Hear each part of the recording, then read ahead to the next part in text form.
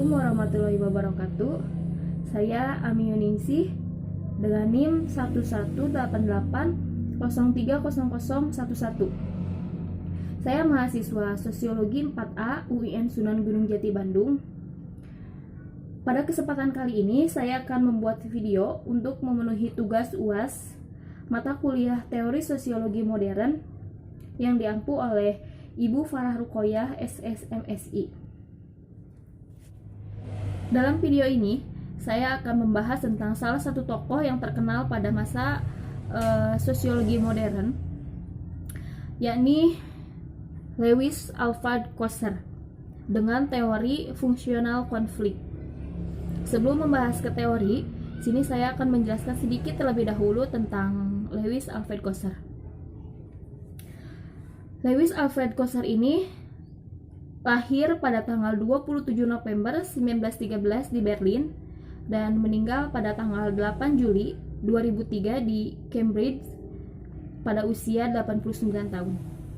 Kosser ini merupakan sosiolog Jerman Amerika dan juga pernah menjabat sebagai presiden ke-66 dalam Asosiasi Sosiologis Amerika pada tahun 1975.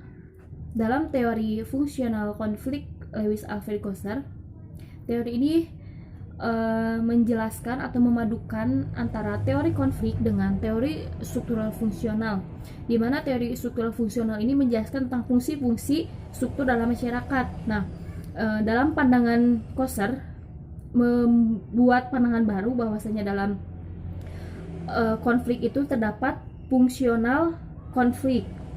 Jadi tidak selamanya konflik itu bersifat negatif dan berkonotasi negatif, tetapi konflik juga bisa bersifat positif. Untuk lebih jelasnya lagi dalam memahami teori fungsional konflik dari Lewis Kosser ini, saya akan memaparkan 4 konsep yang dijelaskan oleh Lewis Kosser dalam teori fungsional konflik ini. Poin yang pertama itu tentang fungsi-fungsi konflik. Telah disinggung sebelumnya bahwasanya Kosser berpendapat tidak selamanya konflik ini membawa sesuatu yang negatif, tetapi konflik juga bisa membawa suatu hal yang positif. Karena ketika ada dua kelompok yang sedang berkonflik dan secara otomatis akan adanya pembatasan yang menyekat di antara kedua kelompok itu. Nah, dari adanya konflik ini akan menguatkan integrasi dari kelompoknya masing-masing atau penguatan solidaritas. Poin kedua tentang kartu penyelamatan. Dalam konsep ini dijelaskan bahwasanya ketika ada dua kelompok yang sedang berkonflik, akan terjadi pembatasan dan mungkin bisa menimbulkan ketegangan yang sangat tinggi pada dua kelompok ini. Nah, dalam konsep kartu penyelamatan ini adalah bahwa kartu penyelamatan ini sebagai penengah di antara kedua kubu atau kelompok yang sedang berkonflik, atau disebut juga sebagai mediator konflik, yang bisa meredakan ketegangan atau konflik di antara dua kubu ini supaya tidak terjadi destruktif atau yang dapat merusak. Dan contohnya dari kartu penyelamatan ini seperti lembaga-lembaga apapun yang bisa menengahi dua kubu yang sedang berkonflik. Yang ketiga yaitu tentang pembagian konflik.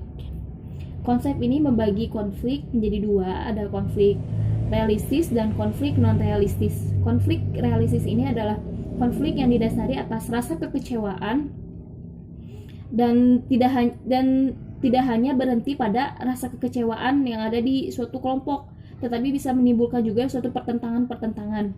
Jadi konflik realistis ini juga bisa disebut sebagai konflik yang timbul karena adanya pertentangan. Contohnya itu ketika buruh yang tidak menerima THR dari pabrik, buruh ini akan merasakan rasa kekecewaan, dan tidak hanya rasa kekecewaan yang ada, juga setelah itu akan menimbulkan pertentangan yang dimana buruh biasanya akan melakukan demonstrasi kepada pabrik agar segera memberikan THR-nya kepada para buruh. Nah, ini juga bisa sebagai contoh yang bisa menimbulkan konflik realistis. Lalu konflik non-realistis. Konflik ini berbeda dengan konflik realistis karena konflik non-realistis tidak disebabkan karena adanya pertentangan-pertentangan. Karena konflik realistis ini timbul dari kebutuhan upaya untuk meredakan ketegangan dalam masyarakat, atau juga upaya dalam meredakan ketegangan yang terjadi dalam masyarakat. Contohnya itu seperti mitos-mitos yang beredar di masyarakat. Masuk poin yang keempat, yaitu tentang isu konflik. Dalam konsep ini sebetulnya telah disinggung sebelumnya.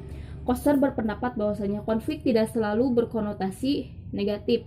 Berarti konflik juga bisa berkonotasi positif. Hal ini dikarenakan karena Koster sendiri terpengaruh oleh pemikiran Simmel pada pendekatan interaksinya dengan teori konflik yang dapat meredakan ketegangan masyarakat. Ia menyatakan bahwasanya perekatan hubungan yang erat padahal sebelumnya longgar bisa disatukan kembali dengan adanya konflik dengan kelompok-kelompok yang sebelumnya renggang, tetapi ketika adanya konflik maka anggota kelompok akan merasa terpanggil anggota kelompoknya atau identitasnya untuk kembali menguatkan kelompoknya masing-masing, dan disinilah mulai terjadi integrasi. Tetapi Koster juga mengkritik dari pemikiran Simmel bahwasanya Simmel tidak bisa membedakan antara perasaan bermusuhan dengan konflik, karena pada teori fungsional konflik Koster ini tidak bisa kita analisiskan kepada individu-individu yang sedang berkonflik, karena menurut Koster individu ini bukan sedang berkonflik tetapi mereka hanya ada perasaan bermusuhan. Jadi teori fungsional konflik Koster ini juga bisa dimasukkan ke dalam teori makro karena mencakup yang luas, mencakup tentang masyarakat dan kelompok-kelompok. Mungkin sekian pemaparan yang dapat saya jelaskan dalam video kali ini. Mohon maaf bila banyak kesalahan atau kekurangan dalam pemaparan materi. Terima kasih yang sudah menyaksikan. Wassalamualaikum warahmatullahi wabarakatuh.